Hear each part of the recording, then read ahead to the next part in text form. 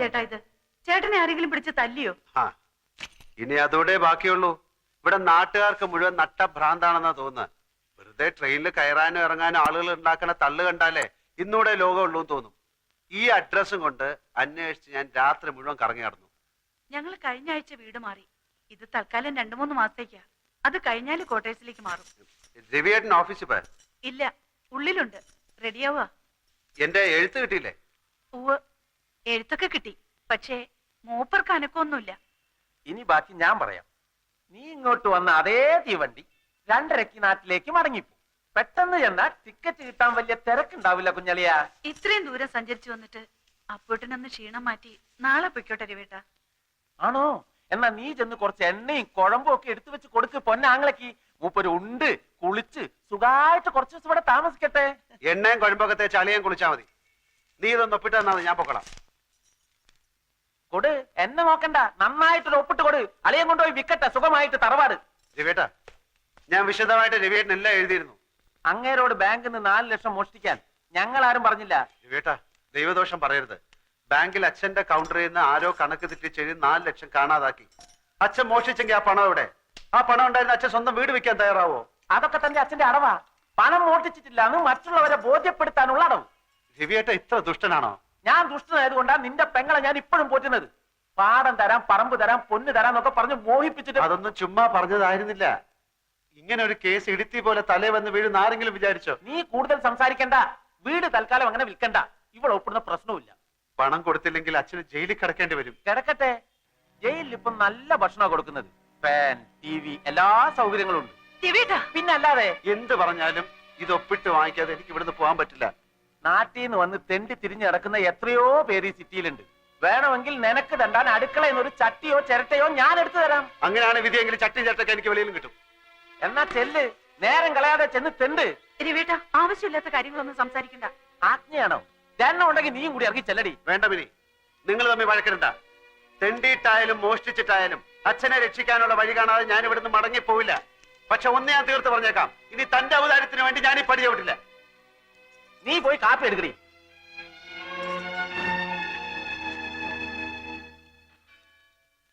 അവൻ നൂറുദ്ദീൻ, നൂറ് എന്ന് ചെറുതാക്കി വിളിക്കും.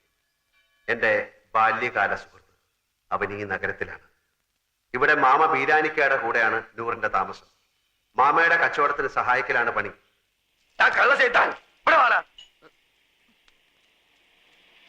എന്താ മാമ? 78 43 കൂട്ടാൽ എത്രണ്ട? 8 3 11, പിന്നെ 7 4 11, 121 അല്ലേ?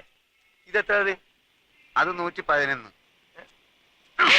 ഇങ്ങനെയാണ് കണക്ക് ചെയ്താൽ 10 രൂപയ്ക്ക് എന്റെ വാപ്പ ഉണ്ടായി തരൂ. ഇയാളെ മുടിപ്പിക്കാനായിട്ട് കുടിക്കാനല്ലേ?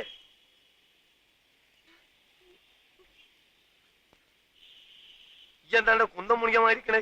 അന്റെ മൂന്ന കാണാനല്ലേ എരപ്പ ഈ ആൾക്കാർ വന്നിക്കണേ. പോയി പണി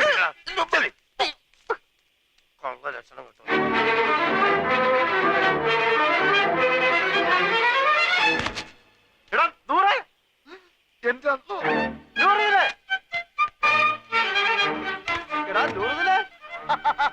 എനിക്കറിയാം നീ സ്റ്റേഷന് വന്ന കാണും തിരക്കിനിടപെട്ട് വട്ടം കറങ്ങിണ്ടാവുന്ന. ഞാനും നിന്നെ പരിധി എവിടെ കാണാൻ? നിന്റെ ഈ മുടിഞ്ഞ കട കണ്ടുപിടിക്കാൻ ഞാൻ എവിടെയൊക്കെ അന്വേഷിച്ച്. നീ നിങ്ങൾക്ക് കുടിക്കാൻ എന്ത് ജ്യൂസാ വേണ്ടിയത്? ഗ്രേപ്പ്, പൈനാപ്പിൾ, ഓറഞ്ച്, മാംഗോ, സാത്തുകുടി? ഇനി എനിക്ക് എന്തിനാടാ ജ്യൂസ്? നിന്നെ കണ്ടപ്പോ തന്നെ എല്ലാ ജ്യൂസും ഒരുമിച്ച് കുടിച്ച പോലെ ആയില്ലേ? എവിടെ നിന്റെ അർത്ഥ കൈക്ക് ഉപ്പ് തേക്കാത്ത മാമ? നിന്റെ കട കൊള്ളാമല്ലോ. നിന്റെ മാമ തട്ടിപ്പോയാല് പിന്നെ ഈ കട നിനക്കായിരിക്കും അല്ലേ? ധാരണ്ട് ഞമ്മക്ക് അറിഞ്ഞൂടാ. നിനക്ക് എന്നെ മനസ്സിലായില്ലേ? എടാ, ഒരു ബെഞ്ചിലിരുന്ന് പഠിച്ച് ഒരു പാത്രത്തിലുണ്ട് ഒരു സിനിമ 3-4 പ്രാവശ്യം ഒരുമിച്ച് കണ്ടേടാ. നിനക്ക് എന്നെ മനസ്സിലായില്ലടാ. പഠിച്ചവരാണ് മാമ, ഞമ്മക്ക് ഈ ചെയ്താൻ അറിഞ്ഞൂടാ. അറിഞ്ഞുകൂടാത്തവനാണെങ്കിൽ എങ്ങനെയാണ് അർത്ഥമായി ഇപ്പൊക്കെത്താളെ എന്റെ മാമ നാട്ടുകാർ പറഞ്ഞു കൊടുത്തായിരിക്കും. അതെ, ഒന്ന് വന്നാട്ടെ. വരീ. അതെ, ഈ ചെക്കന്റെ പേര് 100 എന്നാണ് ആൾക്കാരെ പറഞ്ഞത്. അതാരെങ്കിലും പറഞ്ഞു തരണോ? ഇമാര് മുമ്പിലായക്കാരെ ഞാൻ ദിവസേന കാണുന്നുണ്ട്. ഞാൻ അങ്ങനത്തെ ആളൊന്നുമല്ല. ഇതൊക്കെ ചോദിക്കാൻ നിങ്ങൾ ആരാ? നിന്റെ പേര് എനിക്ക് ആരും പറഞ്ഞു തന്നീല്ലേ? നിങ്ങളുടെ പേര് പറഞ്ഞിട്ട് എനിക്ക് എന്ത് കാര്യം? കാര്യം തന്നെ നമുക്ക് പറയുമ്പോ കേക്കാം. നീ ഇപ്പൊ പറഞ്ഞില്ല അർത്ഥമായിക്ക് ഇപ്പൊരു മാമനെ പറ്റി ആ മാമാണ് ഈ മാമ. അയ്യോ മാമ സോറി മാമ, ഞാൻ അങ്ങനെ ഉദ്ദേശിച്ചൊന്നും പറഞ്ഞല്ല, ഞാൻ ചുമ്മാ പറഞ്ഞതാ മാമ. നിർത്തണം നമുക്ക്. ഈ എന്താ നമ്മളെ മാമാന്ന് വിളിക്കണേ? എന്റെ ഉമ്മ എന്താ നമ്മളെ പെങ്ങളച്ചാ? ഇല്ലാത്ത പരിചയം കാട്ടി ഓരോരോ ഹമാറുകൾ വലിഞ്ഞു കയറും കേരളക്കാരെ പറയിപ്പിക്കാൻ. മേലാൽ എന്റെ പൂടിയന്റെ ചുറ്റുവട്ടത്തിൽ എങ്ങാനും കണ്ടാൽ എന്റെ കാൽ അടിച്ചിട്ട് ഞാൻ എൽഷേപ്പാക്കും. ആ പോ പോ പോടാ. ഇവിടെ, ഇങ്ങോട്ട് പോ കളവേ.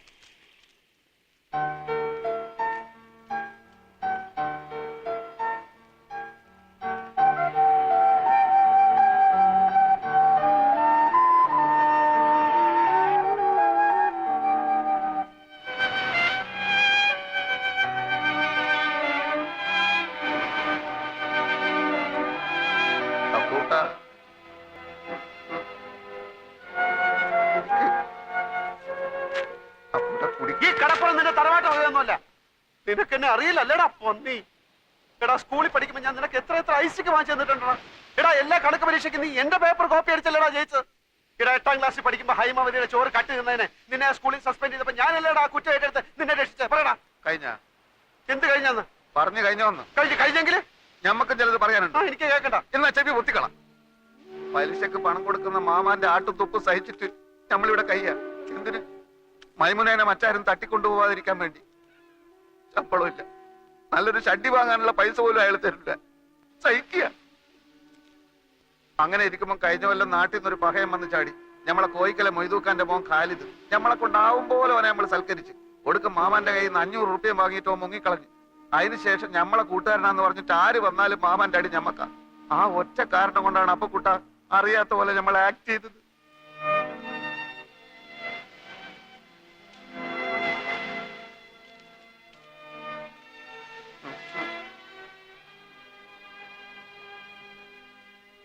എന്നാലും ഒരെന്നാലുമില്ല. എന്റെ ഈ വിഷമം മാറണമെങ്കിൽ നീ എനിക്ക് ചില സഹായങ്ങൾ ചെയ്തു തരണം. എന്ത് സഹായം?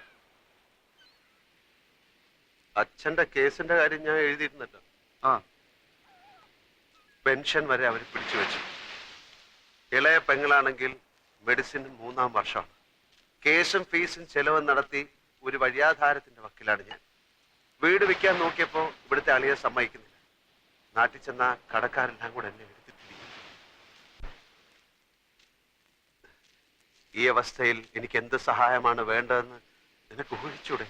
ഊഹിക്കാം. ആദ്യം കിടക്കാനൊരു സ്ഥലം, അതെ, പിന്നെ ഒരു പണി. അതെ, രണ്ടും നടക്കൂല. നൂറേ. മോനെ അപ്പക്കുട്ട, നമ്മള് തലയായിക്കുന്ന എവിടെയാന്ന് അറിയാം നിനക്ക്? ഇത് അങ്ങോട്ട് നോക്ക്. ആ ജ്യൂസ് കടയുടെ പിന്നിലൊരു മറയുണ്ട്. അവിടെയുള്ളൊരു ബെഞ്ചിലാണ്. നല്ല വീതിയുള്ള ബെഞ്ചാണോ? ബെഞ്ചിന് വീതി ഉണ്ടോ ഇല്ലയോ എന്നുള്ളതല്ല പ്രശ്നം. പകൽ നേരത്ത് മാമ വരുമ്പോ എന്നെ അവിടെ കാണില്ല. അങ്ങനെ കിടക്കാനൊരിടം കിട്ടി. എവിടെ പോയി എന്ത് ജോലി തരണം എന്നറിയാതെ നടന്നപ്പോഴാണ് കയ്യിൽ വന്നു വീണ ഒരു പത്രത്തുണ്ടിൽ ഒരു പുതിയ പെയിന്റ് കമ്പനിയിൽ സെയിൽസ് റെപ്രസെന്റേറ്റീവിനെ വേണമെന്നറിഞ്ഞത്. 3000 രൂപ ശമ്പളം, ടൈ കെട്ടണം, ബെൽറ്റും ഷൂവും വേണം, എല്ലാം ഓക്കെ. പക്ഷെ ജോലി വേണമെങ്കിൽ സ്വന്തമായി ഒരു മോട്ടോർ സൈക്കിൾ ഉണ്ടാവണം. ഒന്ന് തൽക്കാലം വാടകയ്ക്കെടുത്ത് ജോലി സംഘടിപ്പിച്ചു. പക്ഷേ അതുകൊണ്ടായില്ല. നൂറിനോട് കാര്യം അവതരിപ്പിച്ചു. നിങ്ങൾ നിങ്ങളുടെ ഇഷ്ടം പോലെ ചെയ്. ബാപ്പ എങ്ങാനും അറിഞ്ഞാ അറിയാലോ. അറിയാ എന്റെ കരളെ. പറയാ ചതിക്കല്ലേ. സ്നേഹമുള്ളവളാ മൈമുന. എടാ നൂറെ, 5000 രൂപ കൊടുത്താൽ മാർവാടി ബൈക്ക് തരും. 2000 എന്റെ കയ്യിലുണ്ട്. ഇത് വെച്ച് 3000. ബൈക്കും ജോലിയും കയ്യിൽ. 600 രൂപ അടവുള്ളൂ. എല്ലാം ശരിയാവും. നീ വാ. ഇടക്കാല ആശ്വാസം പോലെ ഒരു മുറിയും പണിയുമായി. ജീവിതം കൂടുതൽ വഷളാവുകയാണ്. ആഹാരവും വാടകയും പെട്രോളും കഴിയുമ്പോൾ ശമ്പളം തീരുന്നു. 3 മാസമായി ബൈക്കിന്റെ കുടിശ്ശിക അടച്ചിട്ടില്ല. ബൈക്ക് വാങ്ങാൻ കാശ് എന്ന മാർവാടിയുടെ ഗുണ്ടകൾ അത് പിടിച്ചു വാങ്ങാൻ തപ്പി നടപ്പ് തുടങ്ങി. അതിലും കഷ്ടമാണ് നൂറിന്റെ മുഖത്ത് നോക്കാൻ. മൈമുനയുടെ 3000ന്റെ പലിശ കയറി വരുന്നു. പെയിന്റ് വിറ്റ് കിട്ടുന്ന കമ്മീഷൻ കൊണ്ട് ജീവിതം മുന്നോട്ട് പോകുന്ന ലക്ഷണമില്ല. നാട്ടിലെ കാര്യം അതിലും കഷ്ടമാണ്. അങ്ങനെ ഇരിക്കെയാണ് കമ്പനിയുടെ സൂപ്പർവൈസർ ബാലൻ ഒരു പെയിന്റ് കട തുടങ്ങുന്ന കാര്യം പറഞ്ഞത്. എംപ്ലോയീസിന് കമ്പനി 90 ദിവസത്തെ സ്റ്റോക്ക് കടം തരും. കച്ചവടം കഴിഞ്ഞ് കാശ് കൊടുത്താൽ മതി. കട തുടങ്ങാനുള്ള കാശ് ബാങ്കിൽ നിന്ന് ലോൺ തരും. ചെറിയ തോതിൽ തുടങ്ങിയതാ ഞാൻ. ഇപ്പൊ എല്ലാ ചെലവും പോയിട്ട് മാസം 20,000 രൂപ എന്റെ പോക്കറ്റിൽ കിടക്കും. ഞാൻ ബാങ്കിൽ പോയി അന്വേഷിച്ചു, അപേക്ഷിച്ചു. 2 വർഷത്തേക്കെങ്കിലും സ്വന്തമായോ വാടകയ്ക്കോ ഒരു കട കയ്യിലുള്ളതായി കാണിച്ചാൽ ലോൺ തരാം എന്ന് സർദാർജി മാനേജർ പറഞ്ഞു. കൊടുക്കാന്ന് പറഞ്ഞിട്ട് മാസം 2 മാമ അറിഞ്ഞാൽ എന്റെ മയ്യത്തും ഓളം നിക്കാതെ ഒരുമിച്ച് നടക്കും. എടാ, അതിപ്പോ ഞാൻ പണം കൊടുത്താലും നിന്റെ മയ്യത്തും അവളുടെ നിക്കാഹും ഒരു ദിവസം തന്നെ നടക്കും. നീ അയാളെ താങ്ങി നടക്കുന്നിടത്തോളം കാലം ഈ നിക്കാഹ് നടക്കില്ല. ഓളെ വേറെ ആരെങ്കിലും കെട്ടിക്കൊണ്ടുപോകും. ബേജാറാക്കുന്ന വർത്താനം പറയല്ലേ അപ്പൊ കുട്ട. നീ ഒരു കാര്യം ചെയ്യും, നീ ആ കട തൂത്തുവായിരുന്ന പണി നിർത്തിയിട്ട് സ്വന്തമായിട്ടൊരു കച്ചവടം തുടങ്ങാൻ നോക്ക്. അതിന് പണം വേണ്ടേ? ഉണ്ടാക്കണം. അതെങ്ങനെ? നീ എന്റെ കൂടെ നിൽക്കേ.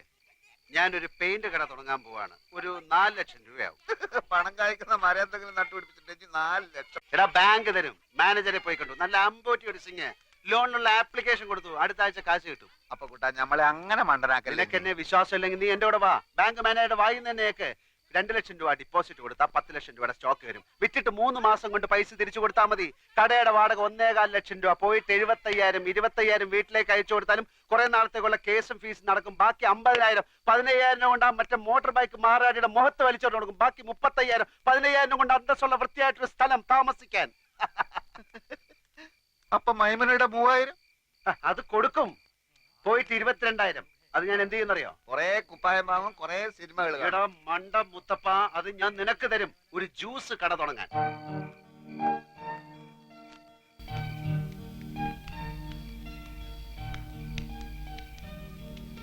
പക്ഷേ ഇതൊക്കെ നടക്കണമെങ്കിൽ ചെറിയൊരു പ്രശ്നമുണ്ട്. എന്ത്? 2 വർഷത്തെ കടവാടക മുൻകൂർ കൊടുത്താലേ ഈ ഓണർ വാടക ചീട്ട് എഴുതി തരൂ. അത് കാണിച്ചാലേ ലോൺ കിട്ടൂ. തിങ്കളാഴ്ച ലോൺ കിട്ടും. 5 ദിവസത്തേക്ക് ഒരു 1.25 ലക്ഷം രൂപ ലോൺ കിട്ടി. അപ്പൊ തന്നെ തിരിച്ചു കൊടുത്തേക്കാം. നിനക്കാരാ ഇത്ര ഉറുപ്പ്യ കടം തരിക? നീ വിചാരിച്ചാലേ നടക്കും. നീ വിചാരിച്ചാലേ നടക്കും. അതെങ്ങനെ? നിന്റെ മാമ എടുത്ത് ചോദിച്ചാൽ. ആ, നടന്നു തന്നെ. ആളും തരവ് മുതൽ നോക്കിയിട്ടാ മാമ കാശ് കൊടുക്കുക. നിനക്കാന്ന് പറഞ്ഞാൽ 10 ന്യായ പൈസ തരില്ല. എന്ത് കണ്ടിട്ടാ? എടേ, എനിക്ക് വേണ്ട. എന്റെ അളിയൻ രവീന്ദ്രൻ നായരല്ലേ, അയാൾക്ക് കൊടുത്താൽ മതി. അതെങ്ങനെ?